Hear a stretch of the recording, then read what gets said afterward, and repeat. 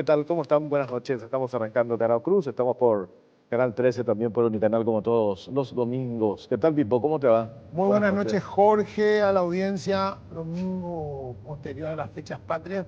Venimos un feriado largo y enganchamos en otro feriado, así que doble fin de semana hubo. El próximo año va a ser una especie de Mañana va a ser semana. un lunes muy duro ya, ¿no? El próximo año va a ser una especie de Semana Santa Cuatro carapé, días va, se junta, ¿no? ¿verdad? Sí, sí. Viste que a veces salta y no se junta ahí de encima.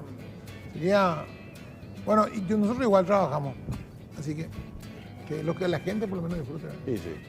Bueno, tenemos invitado, después de mucho, habla el presidente de Petropar, Eddie Jara, ¿verdad? Figurita difícil. No es Figurita fácil difícil. encontrarlo, no es fácil encontrarlo. La semana pasada Trabaja mucho. se dio un anuncio importante de vuelta, la semana pasada, y eso también generó que hablemos con él, que le convoquemos para ver cómo está su institución. ¿Qué tal, Eddie Jara, presidente de Petropar? ¿Cómo te va? Muy bien, gracias por la invitación. Buenas noches, Jorge. Buenas noches, Pipo. Saludo a la querida audiencia. Bien, súper bien. Realmente después de una buena noticia como esta, que hemos dado a comienzo de semana, realmente fortalecido porque para eso estamos nosotros. Siempre es lo que nos recuerda el presidente de la República, quien nos puso en este cargo. Nos recuerda, o sea, estamos para servir a la gente, estamos para constantemente darle buenas noticias, para eso estamos, no para otra cosa. Entonces, cuando se logra eso, uno se siente fortalecido, se siente realmente como que estamos cumpliendo con lo que el presidente nos pide, y la gente reconoce. Yo creo que la gente está reconociendo. Hemos bajado 270 guaraníes hace 7 días, pero hace 45 días hemos bajado 300, o sea, en 45 días bajamos casi 600 guaraníes. Eso es lo que creo que tiene que recordar la gente. Es la novena baja en menos de 2 años, lo que representa prácticamente una baja cada 2 meses y medio.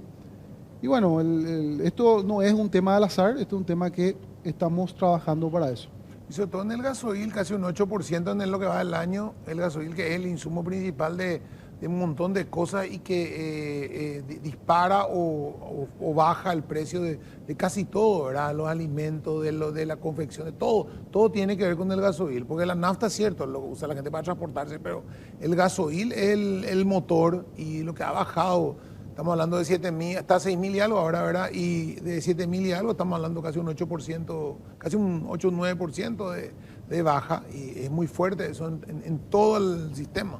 Sí, totalmente, Pipo. Hoy está el gasoil tipo 3, el más común, que para nosotros le llamamos el gasoil por A, que es, fuera de la humildad, es uno de los mejores, dice que existe en el territorio. Está en 6.920. Cuando nosotros tomamos el gobierno, cuando ya asumió el 15 de agosto de 2023, estaba más 8.000. Entonces, estamos hablando de más de 1.000 guaraníes que estamos bajando en todos los combustibles. Y eso, usted dice, de repente uno ve o lee, escucha que hay detractores, incluso colegas de ustedes, ¿verdad? No, pero eso se da porque... No, o sea, acá hay un tema que yo creo que la gente también pueda hacer su propia investigación y su propia conclusión. ¿Cuánto estaba cada producto que se consume, el que consume nafta o el que consume gasoil, cuánto estaba en la frontera, cuánto estaba en FOS, cuánto estaba en Clorinda? Y ese es un parámetro, un benchmark, le decimos nosotros, una comparación de mercado que para nosotros es crucial. Hoy nosotros estamos cerca del 15% en promedio más barato que en FOS y más barato que en Clorinda. Entonces, ese dato, esa comparación, si uno mira agosto 2023, era todo lo contrario. Sí. Y por eso existía tantas operaciones clandestinas. ¿Ustedes se acuerdan? Esos bidones Sí. en las calles, cada esquina, ¿se acuerdan? Bueno, se daba porque justamente era mucho más barato en los países aledaños, ¿verdad? En los países limítrofes. Eso hoy no se da. Hoy Paraguay tiene uno de los productos más baratos de la región, inclusive a nivel Latinoamérica, hasta creo que tercero o cuarto entre los productos más baratos. ¿Y cómo se da eso? Y se da trabajando, primero mirando un sentimiento de patria, o sea, uno hace patria diciendo, ¿realmente hasta dónde se puede bajar esto? Porque también si uno dice, no, pero estos son populistas, también hemos derrocado esa versión cuando hemos levantado, cuando se tuvo que levantar el precio, hemos aumentado Pero 3 veces. y una cosa también, inmediatamente, horas después de que ustedes bajan, baja un emblema importantísimo, que no va a bajar pérdida. O sea, Así no va a es. decir, chao, perder también nosotros Así es. porque da gusto perder y vamos a perder plata. O sea, Así es. muy tonto plantearse eso. Así es. Yo no conozco obviamente los estados financieros de los competidores del sector privado, pero yo estoy seguro que todos estamos, después de que todos le han seguido a Petropar, porque eso también es otro tema que necesito que la gente recuerde, que es Petropar el primero en bajar, cuando tenemos posibilidad de bajar, y después los otros nos siguen. Entonces si bien no existe un ente que regule oficialmente este tipo de productos, este negocio en el Paraguay, nosotros somos lo que le llamamos un regulador natural. Ya hemos sido en el pasado, digamos en el periodo 2013-2018, un disruptor de reglas del mercado. Cuando Petropar sube como distribuidora y llega a las cerca de 200 estaciones, hemos hecho este posicionamiento de marca donde la gente dice, Petropar me cuida el bolsillo. Petropar los 5 años de Mario Abdo, digamos, se mantuvo por lo que logró en el gobierno de Cartes. Se mantuvo porque todo así interpretar que el gobierno de Mario Abdo quiso matar Petropar, ¿sí? Dejó Ñandegas, dejó de lado, no salía más Ñandegas móvil. Petropar era el primero en subir, los privados le seguían. No se sentía ese cuidado al bolsillo. Entonces, cuando asume el presidente Santiago Peña y me invita a trabajar, me dice, yo quiero que se haga lo que se hacía en la época de Horacio Cartes. Y es lo que venimos haciendo. Entonces, hoy Petropar baja sus precios, y es el primero en bajar desde que empezó el gobierno, y los otros le siguen, y yo estoy seguro que nadie está hoy marginando negativo, ¿sí? Entonces, es posible. Ahora, obviamente ya no se tienen los márgenes que se tenían en épocas donde Petropar no tenía el rol que tiene que tener. ¿Cuál es ese rol? Justamente una empresa pública que sin perder, sin subsidio, sin tener márgenes negativos y con una pequeña ganancia, cuida el bolsillo de la gente, otorgándole los precios que convienen. Este precio se va a mantener. Hablamos la semana pasada con el gerente de Petropar, con William Wilca, y él nos contaba que esta reducción se da por las últimas compras realizadas.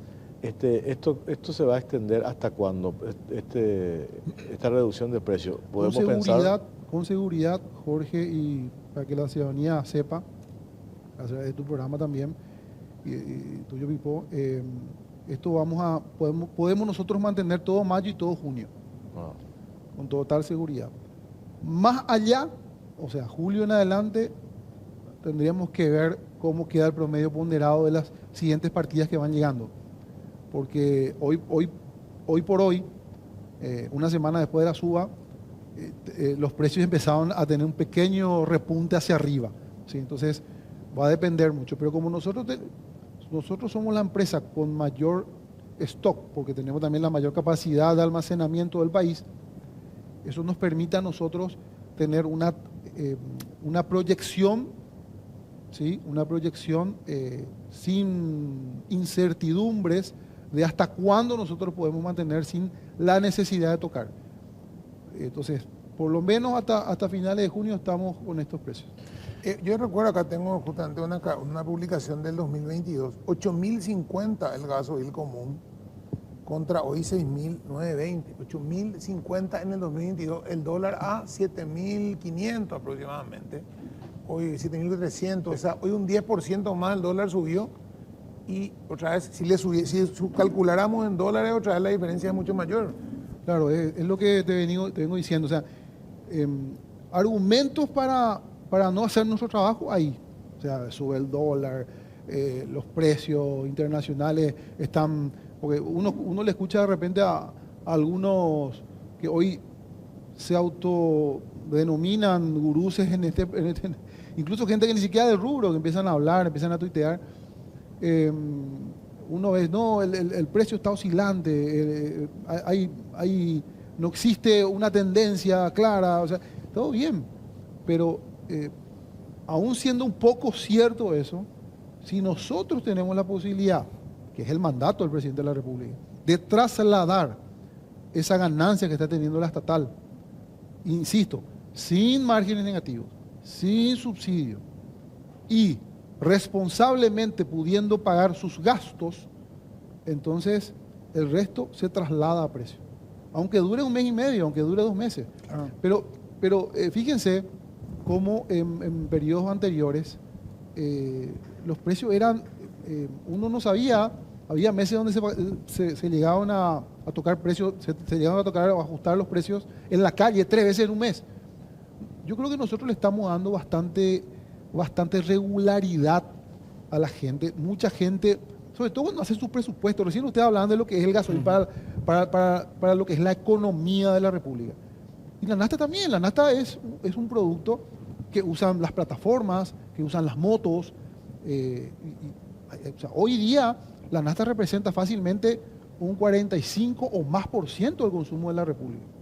El otro 55 es un consumo, que es el gasoil, es un consumo directo, pero que afecta temas como el flete que termina impactando en los productos de la canasta básica y otro tipo de productos. Entonces, cuando uno le da a través de una estatal, y con el trabajo que estamos haciendo, le da la posibilidad a una economía a mantener, es decir, cada vez que Petropar toca, por lo menos 45 o 60 días va a tener ese precio. Es una suerte de estabilidad que termina impactando positivamente, y yo creo que eso también se dijo en varias oportunidades, termina impactando positivamente en una menor inflación, porque los precios impactan, o sea, obviamente en el bolsillo hacia abajo, generan ahorros y por supuesto desmotivan el contrabando. ¿Qué porcentaje tiene hoy Petropar en el mercado? ¿Qué porcentaje de mercado? Sí. Hoy estamos con un poquito más de 17%. Estamos segundos debajo de una, digamos, de una multinacional. Que entre los dos tenemos, el año pasado compartimos el primero y segundo lugar dependiendo del mes. Y digamos lo que va al año, estamos segundos. Cuando llegó el gobierno de Santiago Peña, nosotros estábamos quintos aproximadamente con 12% o menos incluso.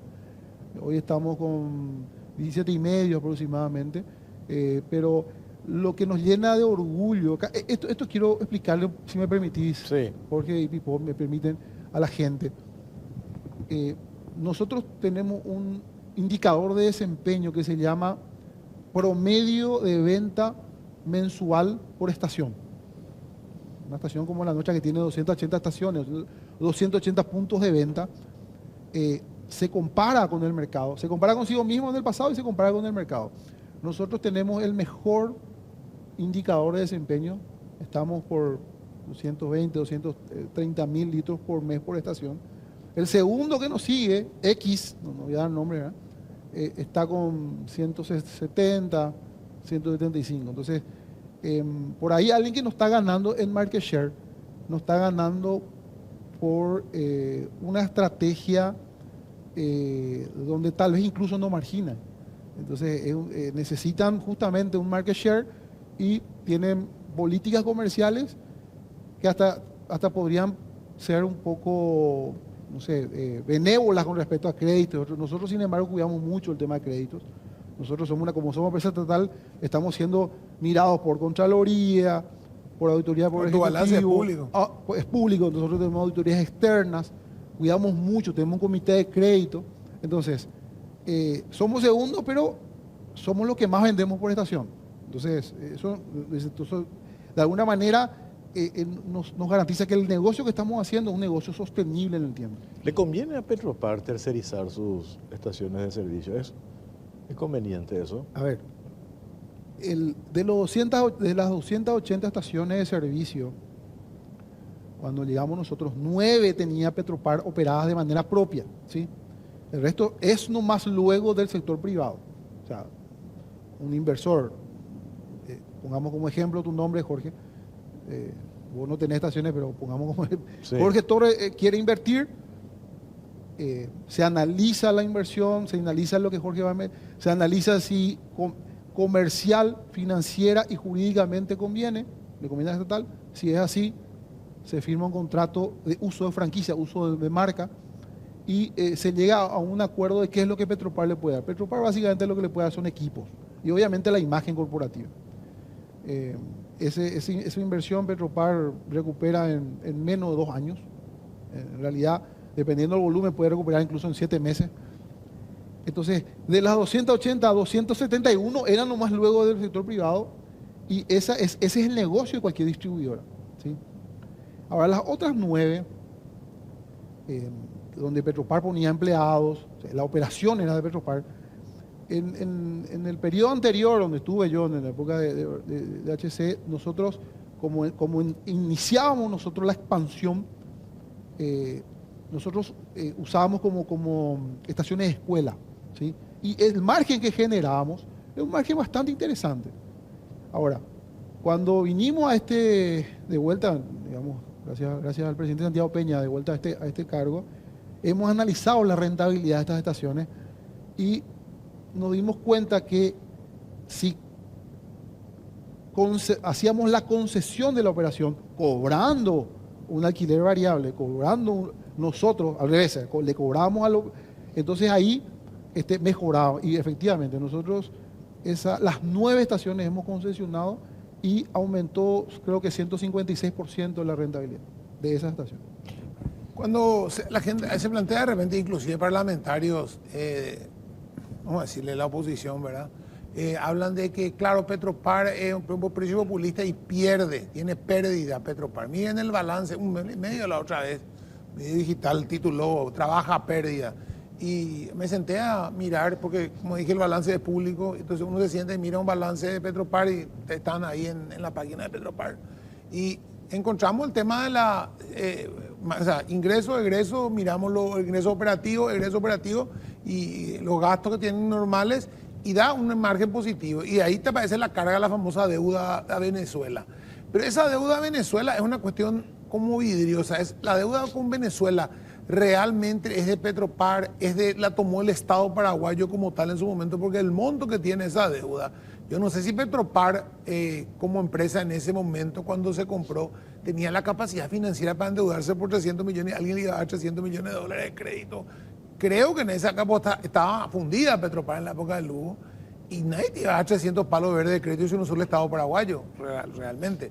O sea, sin esa deuda de Venezuela, que no sé cómo se va a resolver y cuándo se va a resolver, ustedes, si miro tu balance sin esa deuda de Venezuela, están siempre ganando. Sí. Parto en 2, si me permitís la respuesta. Primero, hablar un poquitito de lo que es la deuda de PDVSA, porque creo que la gente cuando te escucha hablar dice, ¿es cierto? ¿No tuvo que haber asumido? ¿Le corresponde al Estado? ¿Le corresponde a Petropar? ¿Por qué en ese momento se asumió eso? Definitivamente, mira, nosotros estamos muy compenetrados con el origen de esta deuda con PDVSA. Es una deuda que genera entre el 2007 y 2008, ¿sí? Estamos hablando de una cantidad más o menos de 15 facturas pendientes de pago que tenían una inconsistencia en el premio. Le digo a la gente porque esto es algo que la gente de repente escucha, se olvida, porque pasan los años y se olvida. Entonces esto queda pendiente, pero en esa época también fue la época donde fue el mayor subsidio probablemente de toda la historia de Petropar. Se subsidiaba más de 1.000 guaraníes. Ahí sí existía subsidio, sin una ley particular, y se subsidiaba más de 1.000 guaraníes por litro. O sea, se compraba 5.000 un gasoil de 4 millones, o sea, de 4.000 partes por millón de azufre. Hoy nuestro azufre tiene menos de 10 partes por millón. En esa época se traía uno de 4.000, con todo lo que representaba eso para la salud de los ciudadanos, ¿verdad? Y a pesar de tener esa calidad ese diésel, que se le compraba a través de un acuerdo energético con Venezuela, que firmó, en realidad el que firmó originalmente fue Nicanor, después siguió Lugo. O sea, el gobierno. El gobierno, sí, el gobierno. ¿Qué pasa con esto? Subsidia, se compraba 5.000 y se vendía 4.000. Entonces, se genera de hecho un agujero negro que empieza a crecer como bola de nieve y termina en estos, hoy, cerca de 330 millones de dólares ya con intereses. Esta deuda genera más o menos 5 millones de dólares de intereses que se devengan, no se pagan, ojo, no se pagan. Esto se está dilucidando en París. Ustedes saben, una demanda que se inició en el 2016, que la misma PDVSA le demanda a Petropar en la Cámara de Comercio Internacional. Si es del Estado, si es de Petropar, etcétera, es un tema que los abogados tienen su interpretación. Nosotros nos estamos defendiendo como empresa. La empresa fue la que contrató los abogados y de hecho, ese es un pasivo que está en los estados financieros de Petropar. Pero vamos a la pregunta digamos, al centro de tu pregunta, que es, ¿Petropar pierde o no? Petropar el año pasado tiene un resultado operativo. ¿Qué significa operativo? Que compra, almacena, vende y tiene gastos relacionados a esa operación. Empleados, salarios, etcétera, etcétera, ¿verdad? Gastos de mantenimiento, gastos operativos. Entonces, ese resultado operativo es de más o menos 5.000 millones por trimestre. Ganancia. Nosotros estamos ganando. Eso mismo estamos hoy proyectando. Esto mismo, habiendo cerrado el marzo, abril se está cerrando ahora. Si bien estamos en mayo, pero ustedes saben, los estados financieros tienen su proceso de cierre. El primer trimestre de 2025 también hemos cerrado en cerca de un poquito más de 4.000, entre 4.000 y 5.000 millones. Entonces estamos manteniendo ese nivel. Ahora, ¿qué pasa con ese resultado final que es lo que se vio publicado? Eso, así como bien dijiste, es el resultado de diferencia de cambio por mantener un pasivo en dólares tan grande. Y ustedes ven cuánto cierra el año 2024 versus cuánto cerró en el 2023 o 2022. O sea, la devaluación del guaraní es súper importante. Cada guaraní que pierde valor, o sea, cada vez que el guaraní pierde valor con el dólar, un punto nomás. O sea, de 8.000 pasa a 8.001, suponiente. El guaraní perdió valor con respecto. Cada vez son 330 millones de guaraníes, que es una pérdida para Petropar. Pero no es que Petropar quita su dinero y paga. Es contable, porque ese pasivo habrá que ver si se termina pagando. Habrá que ver cuándo se paga, etcétera. ¿Y cuánto? ¿Por qué? Te preguntaba hace rato cuál es el porcentaje que tiene Petropar en el mercado, me dijiste 17,5%. Es un jugador recontra hiper importante, por eso cuando la semana pasada hicieron el anuncio de la reducción del precio del combustible, 270 guaraníes en todos los combustibles, otros emblemas hicieron lo mismo. ¿Por qué Petropar no tiene sus lubricantes propios? Petropar inició como proyecto ya justamente en el periodo 2013-2018 la posibilidad de tener su lubricante propio. No logramos en ese entonces.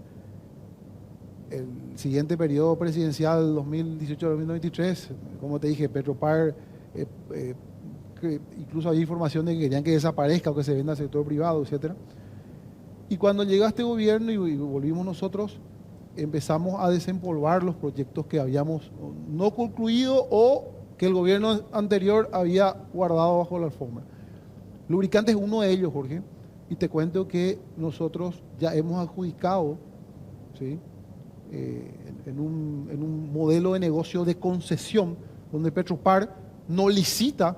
Petropar lo que hace es le darse digamos, a alguien del sector privado, en este momento ya fue adjudicado, que elabore los lubricantes, que venda esos lubricantes tanto al sector público como al sector privado y que le dé un canon, ¿sí?, no menor a 18%, que es lo que ya veníamos nosotros obteniendo con la alianza que tenemos con otra marca internacional que vos sabés que teníamos, ¿verdad? Entonces, Petropar en breve saldrá con su marca y ya vamos a ver la marca Petropar, no solamente vinculada a combustible, sino también a los lubricantes. Esa va a ser una marca propia, no una empresa que va a asociarse. Así, la marca es propia, pero es gerenciada por una empresa del sector privado, que es una empresa que tiene mucha reputación y mucho conocimiento en nuestro rubro. Eso ya sale este año. Este año, en los próximos 30 días, ya va a estar el producto en la calle. Va a un lanzamiento. Te adelanto algo que incluso muchos de los operadores que estarán viendo, vamos a tener nosotros el mes que viene el Congreso de Operadores, y probablemente en el transcurso de ese congreso se estarán informando y haciendo el lanzamiento oficial. Lubricantes propios de Petropar. Vamos a hacer una pausa, a la vuelta seguimos hablando con Eddie Jara. Pero antes, Pipo, ¿qué tenés? Tengo que contarles que demasiadas deudas en todas partes, unificarlas con Basa y paga menos. Olvídate de múltiples fechas de pago y tasas altas, unifica tus deudas de tarjeta y préstamos en todas otras entidades y consolidadas en un solo préstamo con Basa, que tiene la mejor tasa de mercado de 11,5 hasta 60 meses de plazo. Menos estrés, menos pago, más tranquilidad. Una sola cuota al mes, paga menos y disfruta más. Llamado, escribí al 618-7070 y simplifica tu vida hoy. Basa, a tu lado en cada logro. Llegó la promo exclusiva, llévate ya mismo la Motomami de Bristol más planchita de regalo, comprando la Buller Cup Rayo en cuotas desde 269.000, sin entrega inicial, con los mejores precios del país. Bristol, la mejor casa de electrodomésticos del país.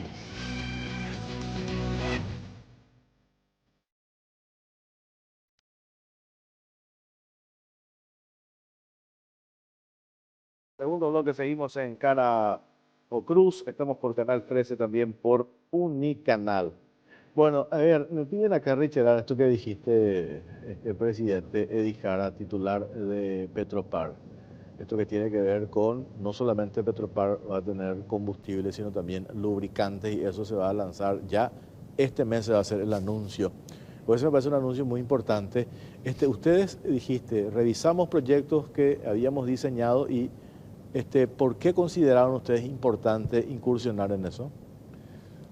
Primero porque el negocio de lubricantes es un negocio que está más que relacionado con los combustibles. Vos sabés, una persona, un consumidor de productos combustibles de Petropar, llega a una estación y lo primero dice, bueno, estoy necesitando cambio de aceite para motor, cambio de aceite para caja, cambio de aceite para lo que sea, y ¿qué aceite me recomienda? Entonces, normalmente la línea de negocio de lubricantes es una línea de negocio muy relacionada con los productos combustibles. Nosotros estamos diciendo que vendemos los mejores combustibles del país, que le cuidamos al automovilista con su vehículo, y por ende decir, bueno, entonces está bien, me están cuidando el motor, y el resto, ¿cuándo lanzan su línea de lubricante? Ustedes saben, las principales marcas del mundo que tienen combustibles, que tienen estaciones, tienen su línea de lubricante. Entonces, es algo natural. Ahora, ¿es rentable? Es rentable, sí, es rentable. Si bien nuestro mercado está muy atomizado, en nuestro mercado hay cerca de 500 marcas de todo tipo. Juan Pérez decidió hoy traer una marca de, no sé, de Azerbaiyán, la trae. O sea, digamos que no hay muchas restricciones, y hoy día el consumidor se ve ante la posibilidad de N cantidad de marcas. Sin embargo, justamente lo que venimos hablando, Petropar es una marca muy bien posicionada, es una marca que el que consume el combustible Petropar sabe que detrás hay un montón de profesionales trabajando en cuidar la calidad de ese producto, de que el producto sea el correcto, el adecuado, el de mayor calidad, ¿sí? Y el que se venda al mejor precio posible. Entonces, todos esos atributos, esas cualidades, esas ventajas competitivas, le llamo yo, que tiene ya nuestro producto combustible, la que queremos aprovecharla en nuestra nueva línea de lubricantes Petropar. Entonces, creemos que rápidamente podemos llegar a interesantes números de market share también en el rubro de lubricantes. Me diste pie, ya que mencionaste como ejemplo Azerbaiyán, me diste pie a preguntarte, Sí. ¿Qué hay en concreto en esta campaña del diario ABC Color, tema de combustible catarí, que al final la prórroga y la prórroga, que nos presentan como que si eso significa una pérdida para Petropar, cuando que en realidad, según habías explicado ya hace un par de meses, no se trata de eso, porque se paga si llega. Si no viene, no viene, no hay problema. Petropar no pierde, pero si viene, enhorabuena, va a bajar el precio de combustible. ¿Cómo está eso? Bueno, ese llamado, que ya tiene sus meses, si bien es cierto, es atípico que un llamado spot, de compra spot o compra oportunidad, dure tanto o se le espere tanto, por ahí uno puede entender la duda que tenga un medio. Sin embargo, a ese mismo medio ya se le explicó por qué se espera, por qué se firman adendas que hacen que el plazo siga vigente. Hoy está vigente. Cuando una periodista me pregunta ¿por qué no se ejecuta la póliza? ¿Cómo se va a ejecutar la póliza si el contrato está vigente? Le respondo yo. Ahora, entonces la pregunta es ¿por qué nosotros queremos que el contrato siga vigente? Porque el precio que nos ofrecieron es un precio imbatible, es un precio que realmente cuando llegue ese producto, nosotros no solamente podamos utilizar para nuestra venta y nuestro share, sino también le podamos ofrecer a la competencia, ¿sí? A un precio que le haga bajar de vuelta los precios a todo el mercado. Entonces, como bien dijiste, ¿se pagó algo? Nada, no se ha pagado nada. ¿Hay riesgos? Ninguno. No tenemos ningún riesgo. Entonces, el presidente nos pide, busquen la mejor manera de seguir brindándole buenas noticias al bolsillo de la gente, a la economía familiar. Esto entendemos nosotros que es una posibilidad de hacerlo. Entonces, y sin costo, ¿no? Ahora, O sea, no deja de comprar. Ahora, digamos, mientras tanto, ¿qué es lo que está pasando y por qué tarda mucho? Porque tiene todo un proceso, este proveedor tiene todo un proceso de compliance con su banco y demás, donde se discuten mucho temas documentales y demás cosas que hace que se atrase más de lo normal. El riesgo no existe, pago no existe si no llega, y si llega el producto nos va a permitir de vuelta tener buenas noticias para la ciudadanía. Entonces, por eso seguimos. Ahora, mientras tanto, hemos hecho otras compras, recientemente a una firma emiratí, de Emiratos Árabes, hemos hecho otras compras a multinacionales a través de un trader uruguayo. O sea, estamos rompiendo, por eso le digo yo que también somos un poco disruptores, digamos, ese escenario de siempre los mismos proveedores. Ahora, esos mismos proveedores siguen ganando las licitaciones. Estas son compras de oportunidad. Al tener proveedores habituales en las licitaciones, nosotros también, ¿qué hacemos? Nos cubrimos o mitigamos el riesgo de quedarnos sin stock.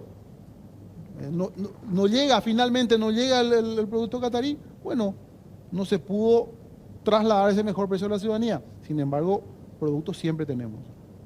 Claro, o sea, la idea es siempre, le puedes ver a 10 años, ¿cuál es el problema si no tenés riesgo, no tenés costos? Esa es la lógica. No tiene lógica armar una demanda jurídica. Claro. Ahora, nunca se hizo. Pero ¿cuál es el problema? O sea, nosotros no tenemos problema con eso. Nosotros queremos darle una buena noticia a la ciudadanía. Para eso estamos nosotros. Puede darse, hoy creo, no sé cuántas prórrogas, puede haber 10 prórrogas también. Hasta ahora eso es legalmente posible, por eso lo estamos haciendo. ¿Qué pasa con el gas de Bolivia? Se acabó el gas en Bolivia, no se trae más de Bolivia por toda la crisis que hay. O sea, en la realidad la crisis de Bolivia es mucho más compleja, no solamente energética y de producción, creo que, sino con problemas políticos, social, económico, mucho más grande. Y se trae a Argentina, por eso sube el precio. ¿Y cuál es el futuro del gas? ¿Cómo ven ustedes el tema del gas licuado? El gas licuado es un producto que va a seguir existiendo. Nosotros, tal cual lo describiste, Pipo, en este momento, digamos, un mercado que había hecho que compitan ambos, Argentina y Bolivia, y con esa competencia nosotros obteníamos como mercado paraguayo, no como Petropar nomás, como mercado paraguayo obteníamos ventajas de esa competencia, obteniendo dependiendo del periodo del año, mayor ventaja en uno u en otro mercado, comprando de ambos. Pero Bolivia lastimosamente hoy avisó que no está teniendo producto para exportar, fruto probablemente de la falta de inversión que está ocurriendo. Yo no voy a entrar digamos, en las razones geopolíticas, pero la realidad es que no estamos, ninguna empresa está hoy comprando a Bolivia, todos nos estamos proveyendo de Argentina, digamos 15 o 20 años atrás, Argentina era nomás luego el mercado natural de Paraguay.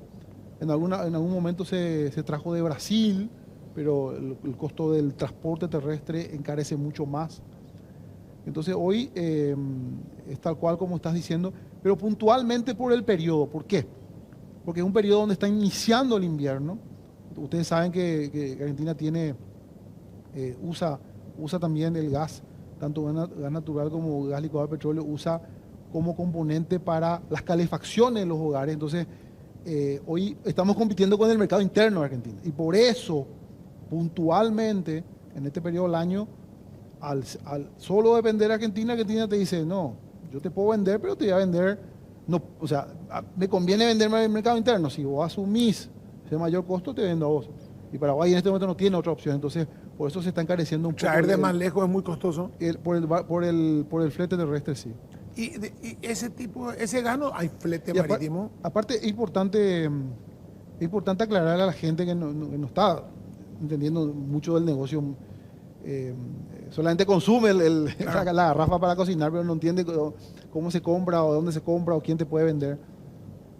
Cuando vos vas a tocar la puerta de un mercado al cual nunca le compraste, dice, si ahora venía a comprarme, ¿cuánto me vas a comprar? No, yo te voy a comprar un poquitito porque si te vas a comprar, obviamente que el precio no va a ser un precio como si fuéramos clientes habituales y le compramos mucho volumen. Las 7.000 toneladas que se compran por mes, ¿verdad? Entonces, por eso también se encarece. Porque se entiende que nosotros somos clientes esporádicos, ¿sí? Una pregunta medio técnica ahí. El gas licuado de petróleo y el gas natural comprimido, el GNC que le llaman ellos, el gas natural. El gas natural es un producto propio que sale inclusive se habla de que acá hay alguna reserva de gas natural que habría que explotar. ¿Y el gas licuado de petróleo cómo se obtiene? ¿Se produce un subproducto del petróleo?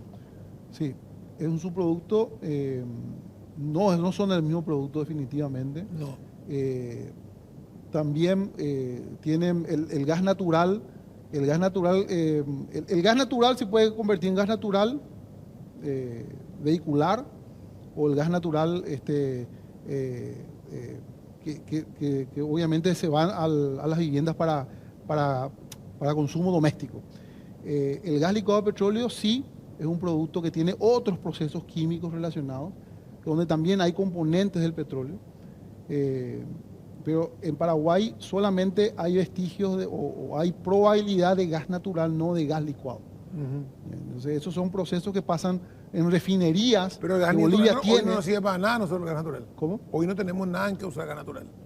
No, pero o sea, de tener yacimientos que comercialmente puedan ser explotados, ese gas natural se puede concentrar y esa concentración de gas natural puede, por ejemplo, servir para energía eléctrica, que es lo que usan, por ejemplo, en Bolivia. Pero digamos, ¿qué sucedáneo habría al gas licuado? Si el problema del gas licuado sigue manteniéndose, ¿qué sucedáneo hay para qué reemplazo hay? ¿Cuál es el reemplazo de esa? El reemplazo del gas natural. ¿El gas licuado? El reemplazo que hoy tenemos al gas doméstico, al gas de cocina, llamémosle, para que la gente no se confunda, gas que es el GLP, gas licuado de petróleo, más natural que tenemos es la electricidad. O sea, hay toda una estrategia y un proyecto en la mesa energética que lidera ANDE, Itaipú, Yacyretá, como para dotar a las casas de hornos eléctricos o inducción. Entonces, empezar a usar la electricidad. Pero para eso tenemos también que tener muy buenos sistemas de distribución para que pueda llegar a todas las casas a lo largo y ancho de la República. Entonces, Pero mientras tanto, opciones al gas natural, perdón, al gas licuado de petróleo, es la electricidad primeramente. Obviamente hay, digamos, otras cosas como los famosos carbón y demás, pero en este momento no hay que alertar, digamos, no es algo que sea crítico. Argentina tiene. Recordemos que Argentina a través de Vaca Muerta hoy se convirtió en un gran productor. O sea, Argentina tiene. ¿O es licuado como vaca muerta? Argentina tiene. Entonces, y nosotros por la cercanía que tenemos, incluso en algún momento se ha practicado traer de Argentina vía fluvial el gas, ¿verdad? Pero, de vuelta, el gas licuado de petróleo, el GLP, es un mercado llamativamente estático. No es como el combustible. El combustible, si uno mira 15 años atrás, el Paraguay consumía menos de 200 millones de litros por mes. Hoy está en 350 millones de litros. O sea, creció el parque automotor, creció el consumo, y eso se nota en todo lo que se está haciendo, ¿verdad?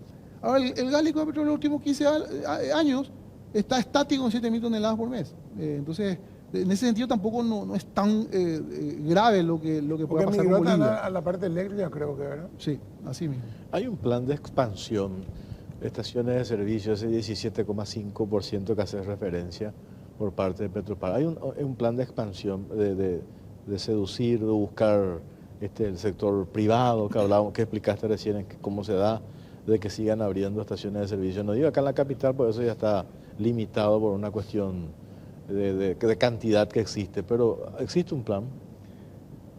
No, Petropar, eso lo aclaramos cuando llegamos en el gobierno.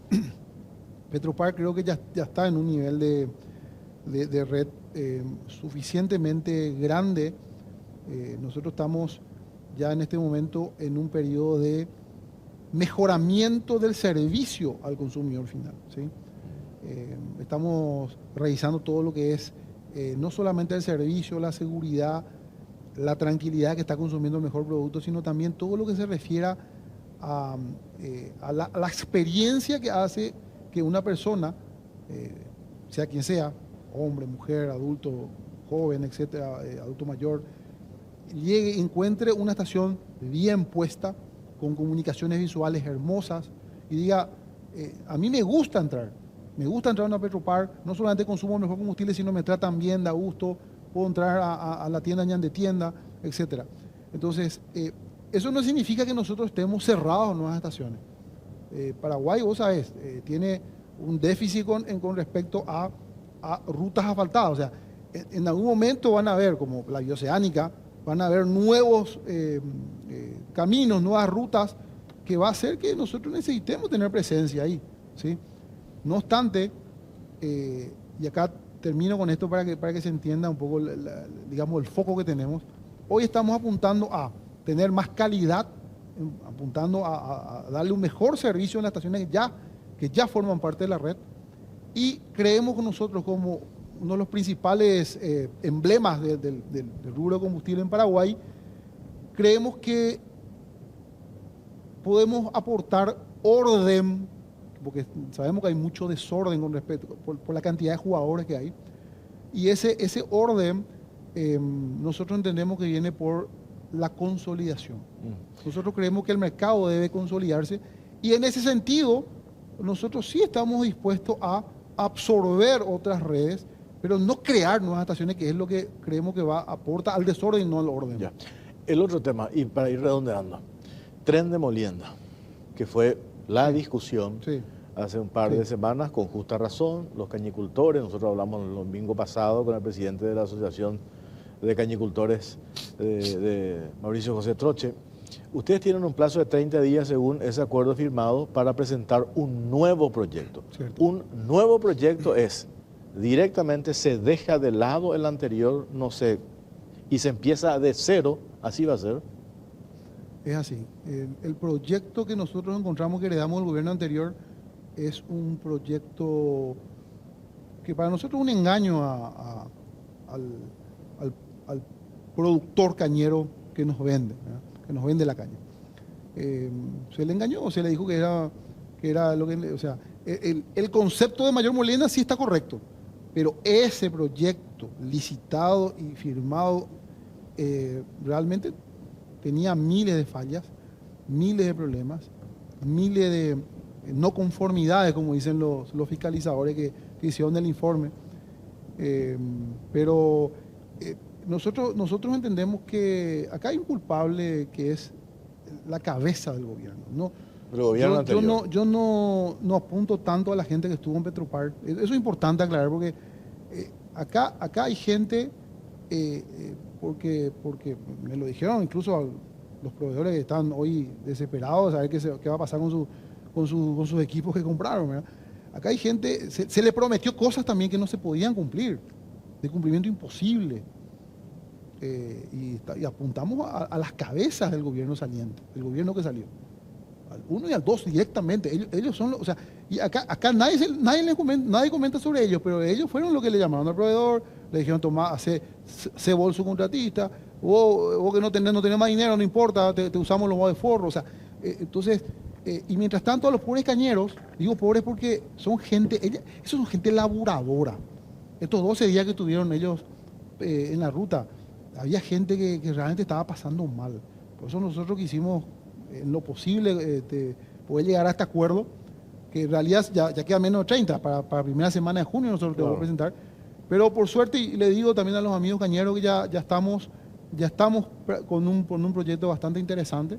Que no va a ser 28 millones de dólares. Que no va a ser ni por si acaso 28 millones de dólares. Y que va a cumplir con lo que ellos quieren y con lo que nosotros podemos. A mí me tocó hablar la semana pasada con Carlos Arce, que es el director jurídico de Petropar, y me contaba detalles que ustedes se vieron, y con justa razón, obligados a remitir todo ese antecedente al Ministerio Público, ¿verdad?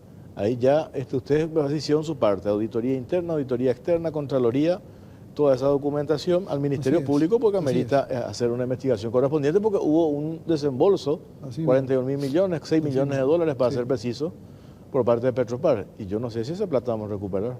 Y nosotros tenemos la esperanza de recuperar eso y de invertir eso en el tren de molienda que corresponda, ¿sí? Con el proyecto nuevo que nosotros vamos a tener. Y sí, es como decís, creemos que nosotros vamos a poder darle, digamos, una respuesta real y posible a los amigos cañeros y que Petropar pueda seguir funcionando como debería ser. Sobre ese tema es importante que esto que dijiste, que la gente sepa por qué se llegó a esta situación. Porque antes del acuerdo, a mí me tocó hablar con algunos de los cañicultores, me decían, se frenó esto, nosotros no sabemos por qué. No sabemos por qué este gobierno no siguió con un proyecto que ya estaba todo listo, que nos dijeron que... Entonces hay que explicar. Eso fue una falacia. Claro. Eso fue una falacia. Y yo me acuerdo que vos dijiste, yo no voy a pagar $1 porque tengo el informe de Contraloría en contra, yo no voy a terminar preso. Así mismo, en tu programa, en la Caja Negra. Te digo más, esto, lastimosamente, mira, esto tenía que haber terminado en el 2022 ya. Tenía que haber culminado en 2022. Estiraron como chicle, trajeron a otra empresa, etcétera.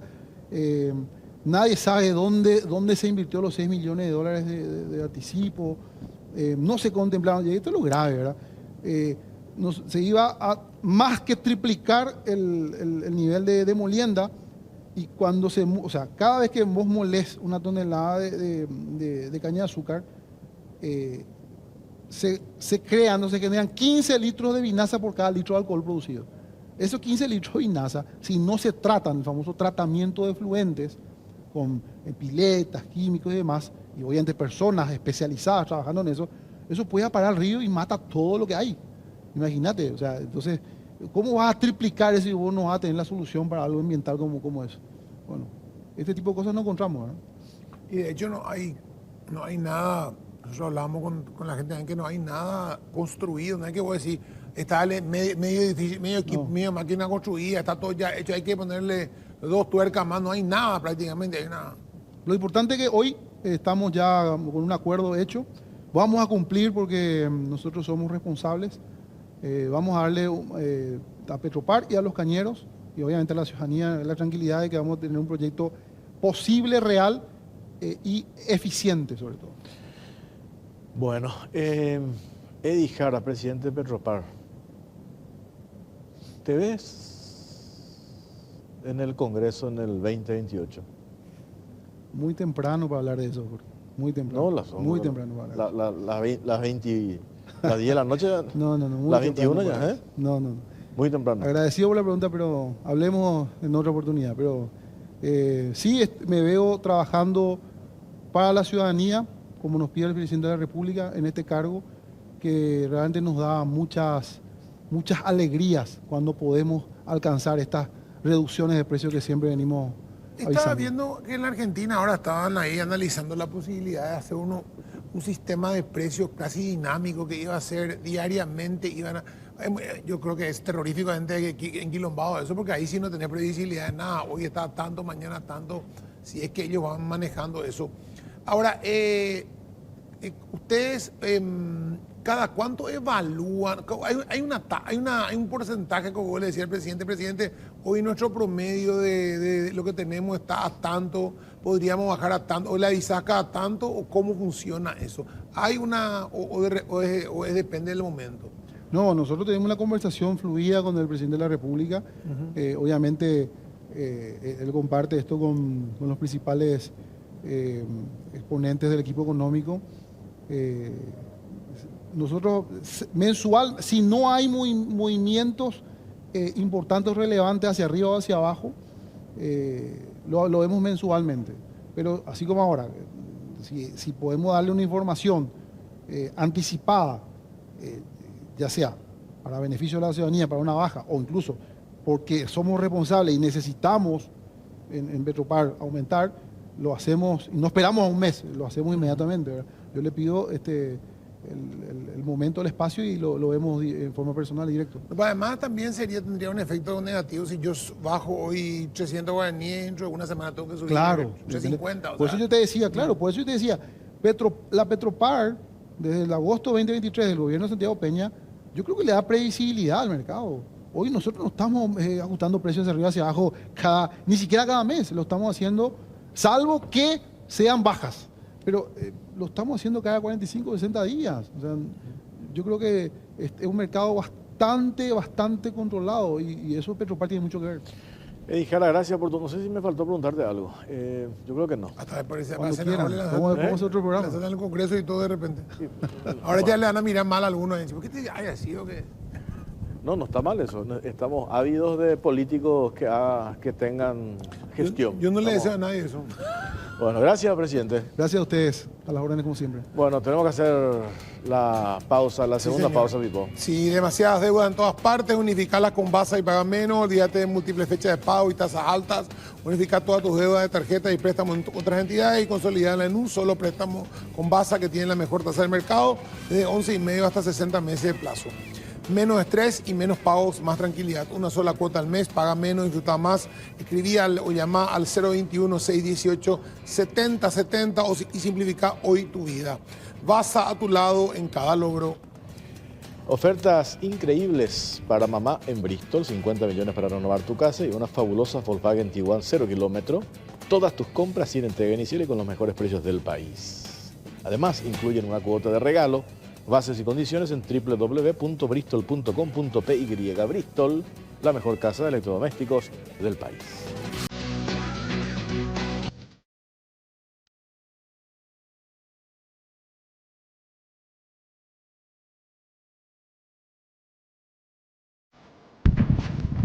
Tercer bloque en Cara o Cruz. Seguimos por Canal 13, también por Unicanal y ya está con nosotros Victorio Auxilia, experto en asuntos energéticos. ¿Qué tal, profesor? ¿Cómo te va? Muy bien, Jorge, Pipo, buenas noches. Un gusto estar de nuevo con ustedes, ¿no? Sí, siempre da gusto. Agradable conversar. Bueno, a ver, queremos hablar de varios temas, pero quiero arrancar. El domingo pasado, ahí mismo estuvo sentado el director de la EBI, el licenciado Luis Benítez. Y esto que se logró, el tema de la tarifa, $28 megawatt hora, nos presentan como una cuestión muy positiva porque nos permite, y usaron este término, tener previsibilidad, ¿verdad? Cosa que anteriormente era toda una incertidumbre, ¿verdad? Y había leído una entrevista que te hicieron y vos dijiste, está bien, pero no alcanza. ¿Me puedes explicar Ya. a qué te referís? ¿Qué concepto? Bueno, entiendo. Bueno, con relación a Yacyretá, hay que considerar que en la actualidad, es decir, antes de conseguir esos $28 por megavatio hora, que es en realidad un compromiso de pago, ¿verdad? Porque hay que recordar que Yacyretá no tiene tarifa en Paraguay. Nosotros rechazamos una fatídica nota reversal del año 1992, que es sobre la cual se basa la contabilidad de Yacyretá, porque es hecha por los argentinos, porque esa nota reversal fue aceptada por el Congreso argentino, no por nosotros, que la rechazamos en el año 1995, y con base en esa nota reversal, la EBI factura y su costo en realidad es de unos 50 sí. dólares por megavatio hora, ¿no? Digamos, nominal. Digamos. Claro, algo contable, Sí. diríamos así, ¿no? Y nosotros pagamos actualmente unos 22,63 dólares por megavatio hora, que es una cuenta que hicimos en la época, ¿verdad? Porque tan mal fue hecha esa nota reversal que incluyó inclusive, es decir, incluyó lo que es la compensación por cesión de energía, es decir, incluyó lo que nosotros cedíamos, ¿no? Y se descontó lo que en la época eran unos 7 dólares más o menos por megavatio hora, que era la compensación por cesión de energía, y quedó en 22,63 dólares, que fue un compromiso de pago de Paraguay que hasta hoy se mantiene sin ninguna corrección monetaria, ¿no? Y los argentinos, bueno, los argentinos pagan lo que quieren, ¿no? Hoy día, antes de este acuerdo con relación a los 28 dólares, pagan algo así como 16, 17 dólares por megavatio hora, y juntando lo que paga Argentina y lo que pagamos nosotros, en realidad le estamos manteniendo a Yacyretá en una situación casi de terapia intensiva o de semi-intensiva, ¿no? Entonces necesita recursos, más recursos, ¿no? Para poder terminar Añacuá. Añacuá, que serían los megavatios más baratos que tenemos en términos de incremento de nuestro parque de generación, ¿verdad? Necesita de dinero para hacer mantenimiento de sus máquinas, ¿no?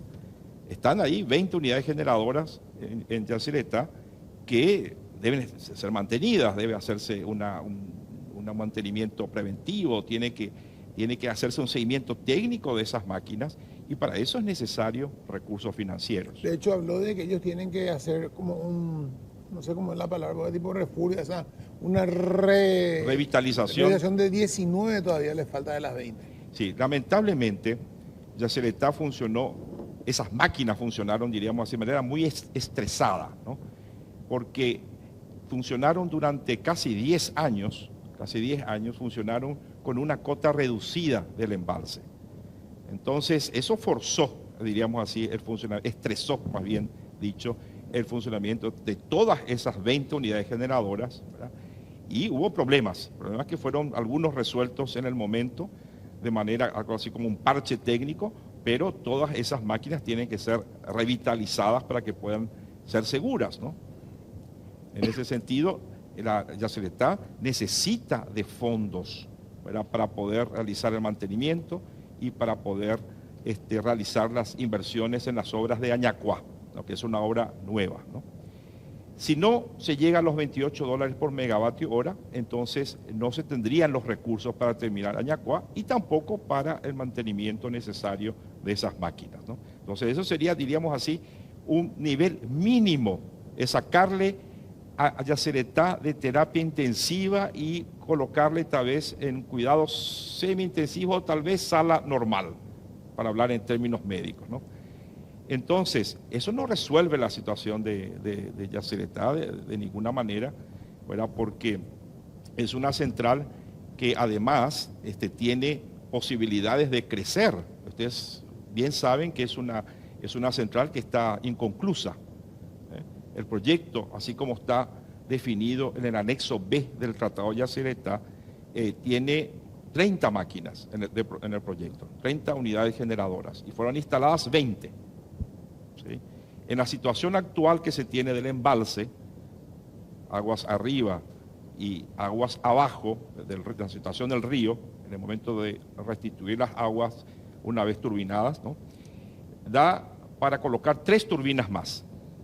Nosotros podríamos colocar hasta 3 turbinas más nuevas en Yacyretá, que darían la posibilidad de tener por lo menos unos 450 megavatios. Eso prácticamente con un costo muy bajo, muy bajo, porque las obras civiles ya están, el embalse ya está, aguas arriba, ¿sí? Y por lo tanto sería Pero práctico. eso se da por el problema del río, que el río no tiene suficiente caudal hoy por toda la cuestión climática, ¿verdad? No, no se da porque no hay recursos. Claro. Es decir, No, ahora, nosotros si yo, muy- te pregunto, vos decís 3 de 10. Si yo tuviera la plata para hacer 10 y le pongo 10 turbinas más, ¿voy a tener agua para esas 10 turbinas más o no? Sí, habría agua, ¿no? El tema es que para llegar a las 10 necesitamos hacer un embalse de compensación aguas abajo, ok. ¿verdad? Porque se tiene que mantener un cierto nivel entre el embalse aguas arriba y la restitución de las aguas, ¿no? Entonces, necesitamos tener aguas abajo ya se le está un embalse de compensación. Porque sería muy poca el agua que salga. Por cuestiones más bien de salto. Hay que mantener eso en términos de regulación de ese salto, ¿no? Ok. Ese embalse de compensación es hacer una nueva represa. El proyecto actual de esa represa de compensación establece que estaría en Itatí-Tacorá, que sería una represa bastante interesante en el sentido de que es una represa que además de servir de compensación, de embalse de compensación a Yacyretá, y posibilitaría colocar 7 más, las 3 que hablé, más otras 7, completando las 10 unidades generadoras, se podría maquinizar, y es decir, podría inclusive generar más energía eléctrica con nuevas máquinas. Ahora, ese proyecto habría que estudiarlo bien porque tiene problemas ambientales, es decir, la zona del río Paraná hacia Ñembucú, Misiones, ¿verdad? Es una zona bastante baja. Entonces, para obtener resultados desde el punto de vista eléctrico, necesitamos inundar mucho terreno. Entonces, ese embalse de compensación habría que estudiarlo bien para ver hasta dónde se podría avanzar. En todo caso, podemos pensar aguas arriba en Corpus. O sea, inclusive Corpus es más factible que lo otro. En términos ambientales tal vez, pero en términos políticos habría que ver porque Corpus tiene un referéndum, Sí, ¿no? que es corriente. de la provincia de Misiones, ¿verdad? Que habría que derribarlo para poder avanzar con ello.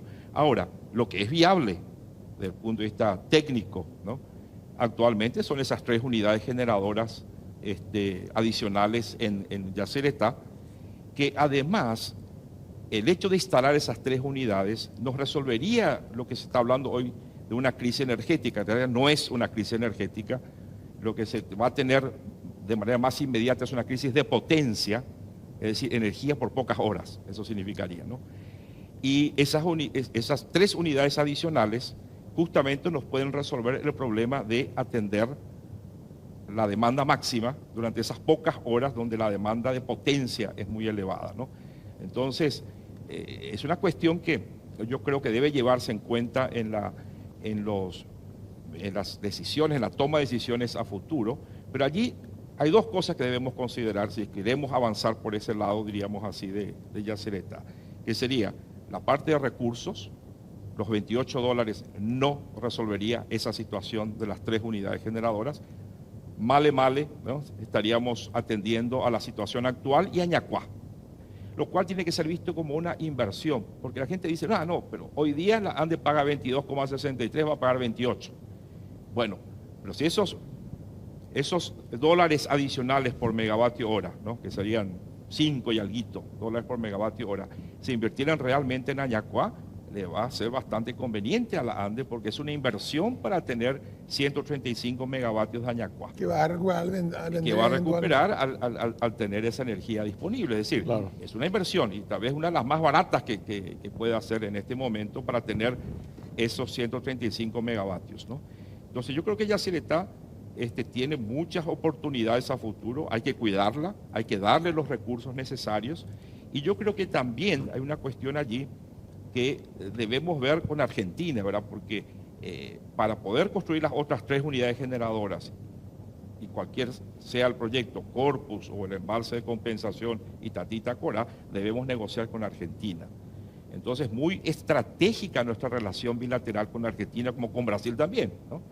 Entonces, no solamente podemos hablar de los recursos financieros necesarios, sino también de un ambiente de negociación favorable, ¿verdad? porque recursos finalmente uno va a conseguir, los financieros va a conseguir para resolver esa Claro, situación. me parece nomás también, profesor, puntualizar algo. Esta es una valoración que me gustaría hacer. Eh, Dijiste lo que hoy se va a obtener con esos $28, no va a solucionar el problema de fondo, pero va a servir, y eso nos decía el director de la EBI, por lo menos para de acá a un plazo, saldar todas las deudas que se tienen, Y tener una previsibilidad. la operatividad de la binacional, etcétera, etcétera. Pero convengamos que más allá del aspecto técnico de lo que conviene, hay un factor político, por eso hablaste de la bilateralidad, y tiene que haber buena sintonía, capacidad también de nuestra parte de irnos a negociar como corresponde, ¿verdad? Convengamos que veníamos nosotros arrastrando, y yo le he escuchado a ex autoridades que tuvieron la oportunidad de decir o de hacer lo que hoy están diciendo y no han planteado absolutamente nada, ¿verdad? En su momento. Entonces, por eso digo, acá hay mucho lobby también para ir construyendo y ir sincerando e ir optando por lo que más conviene, ¿verdad? Y eso me parece que hay que puntualizar siempre en el análisis. Llegó un momento incluso de que había sintonía política ideológica del otro lado y no logramos absolutamente nada, ¿verdad?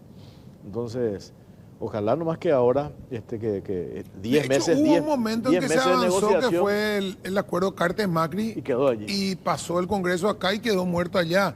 Que mal o bien, le guste o no les guste, era por lo menos sincerar el tema de la deuda de la EBI con el Estado argentino, que existe. O sea, no como deuda a lo mejor, sino como unos aportes, pero hay que ver la manera de transparentar. Y bueno, pudo haber salido gratis la represa, ¿verdad? O sea, alguien tiene que pagar por eso. Y ahí sabríamos la tarifa. No vamos a saber la tarifa hasta que no sepamos cuál es la deuda. Esa es la realidad, ¿verdad? ¿O no, profe? El intríngulis, ¿verdad? Con relación a los aspectos financieros del pasado de Yacyretá, mi opinión es que no se van a resolver. Porque es una cuestión que tiene que haber concesiones políticas de ambas partes, ¿no? No solamente estamos hablando de cuestiones financieras, sino políticas. Y va a ser muy difícil que se llegue a un acuerdo en ambos lados, ¿no? Entonces, realmente, eso habría que ver cómo manejar, ir llevando, ¿verdad? Como se llevó hasta ahora, finalmente, ¿no? Ahora, hay que pensar en el futuro. Esa represa necesita recursos para mantenimiento. Esa represa necesita recursos para terminar Añacuá. Hay que ser pragmático. Esa represa nos puede servir, ¿verdad?, para paliar por lo menos parte de la inminente crisis de potencia que podemos tener en el corto plazo. Entonces, tenemos que ser pragmáticos con relación al tema de Yacyretá, no tanto poesía, ideología y todo lo demás, ¿verdad? Pero hay que ser pragmáticos, ¿no? Es decir, es una central que nos puede ayudar muchísimo en el corto plazo para resolver algunos problemas inminentes en términos de potencia, ¿sí? De necesidad de potencia, ¿no? Porque lo que la gente dice con una especie de terrorismo, ¿no? Las crisis energéticas, ¿no? No es tan así, ¿no? Lo que vamos a tener va a ser una crisis de potencia, es decir, lo que puede pasar es que en el corto plazo, si es que no se hace nada... ¿Qué plazo hablamos hoy? Porque antes hablamos de 2030 ha pasado mañana. Por eso pregunto, sí. O sea, ¿hoy es 2030 o no es 2030? Pero ¿por qué estamos todos asustados, ¿no? Es decir, hay cuestiones que se pueden resolver en el cortísimo plazo, ¿no? Estamos asustados porque en los últimos años hubo un crecimiento muy grande en términos de demanda máxima. Pero ese crecimiento de demanda máxima es algo que más o menos estamos controlando, más o menos digo, ¿no? Porque se trata de cargas especiales. De repente se introdujeron algo así como 500 megavatios. ¿Eso qué significa? Para una demanda máxima que es de 5.000 megavatios, se introdujeron así en corto tiempo, en 2 años, 500, ¿sí? 10% de la demanda máxima, ¿no? Y se van a introducir otros 400 megavatios este año. Si estamos hablando allí de 900 megavatios, que es gran parte de esa demanda máxima. ¿Y a qué corresponde? Corresponde a los contratos relacionados principalmente con las criptomineras. Claro. Entonces, ahí hay una cuestión que nosotros deberíamos y podemos manejar, que es, bueno, si va a haber una crisis, tenemos allí esos 900 megavatios que tendrían en principio una fecha, diríamos así, de caducidad en diciembre del año 2027, ¿verdad? Pero que yo creo que se van a quedar algunas, ¿verdad? Pero es algo que nosotros debemos dar un límite, es decir, hasta aquí nomás el tema de las criptomineras, cuidado, no podemos avanzar mucho más, llegamos a los 900 megavatios, paremos, tiene que haber una política en ese sentido de ponerle un tope máximo a esa cuestión de las criptomineras, ¿no? Y manejar muy bien esa situación post-2027, porque ciertamente las criptomineras van a presionar, van a hacer lobby para mantenerse aquí. La gente no viene a invertir centenas de millones de dólares para retirarse en 2 años.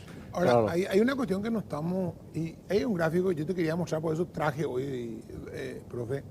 Los data centers para el 2030 van a ser el 4º consumidor mundial de energía.